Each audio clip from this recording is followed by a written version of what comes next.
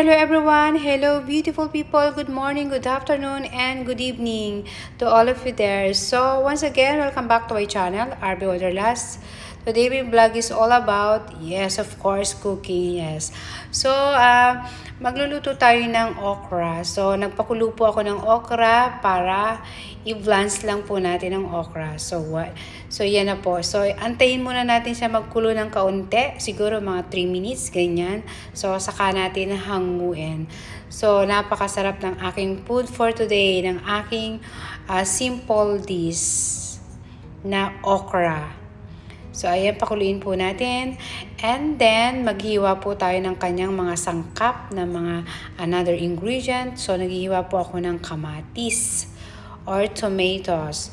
So, napakasarap at napakasimple at napakasustansya, super healthy ng aking food. So, magluluto tayo ng salad na okra. So, syempre, maghiwa-hiwa tayo ng ating tomatoes. At kailangan hiwa-hiwain natin ng maliliit para hindi siya malalaki. Para pag ihahalo natin sa ating okra ay magsising, ano po sila, magkakamukha ng hiwa or ng cut. So, alam niyo naman si RB, napaka simple. At syempre, kailangan natin talaga magluto ng sarili nating pagkain para hindi tayo order sa restaurant or sa fast food chain. So, mas better you cook your own food, sabi nga. So, I always mention to my vlog kasi syempre, mas healthy pa rin at mas alam natin kung ano ang ingredient na ilalagay natin sa ating mga ulam-ulam, 'di ba? Mga langga. So ayan. So tapos na natin hiwain ang ating kamatis. So ilagay na natin, ihulog na natin sa ating yan nga, yung ating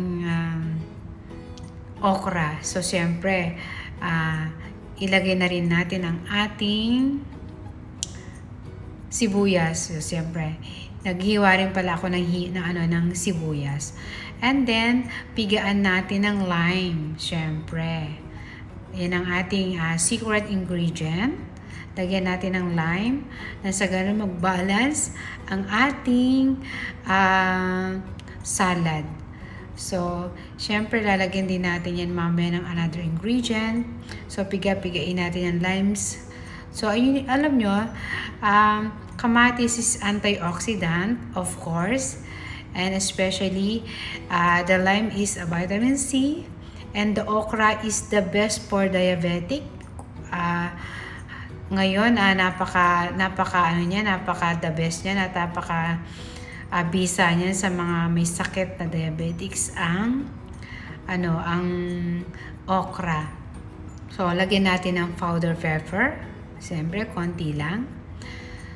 So, alam niyo naman, napaka-careful at ni RB sa pagkain. And then, yan nagpapasarap sa aking ulam. Yan, konti lang. Ang bagoong, ang fish, gawa sa isda, siyempre. Ang ating ginamos or bagoong. So, yan, halu-haluin natin sa pamamagitan ng aking kamay. Siyempre, naka-gloves naman si RB. So, ang hygiene ko is the best naman, di ba? Naka-gloves si RB. Pwede nating halu-haluin ng mahiwagang kamay ni RB. So, ayan, shoutout sa inyong lahat dyan. Salamat sa mga sumusuporta at nanonood sa aking uploaded video. So, maraming salamat sa inyo dyan. And don't forget to click the bell button.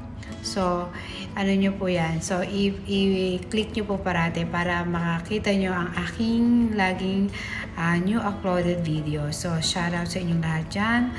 Langga Make the Day and Langga Emily 19 Official. Ayan. Ayan na po ang aking ready na food. Bye!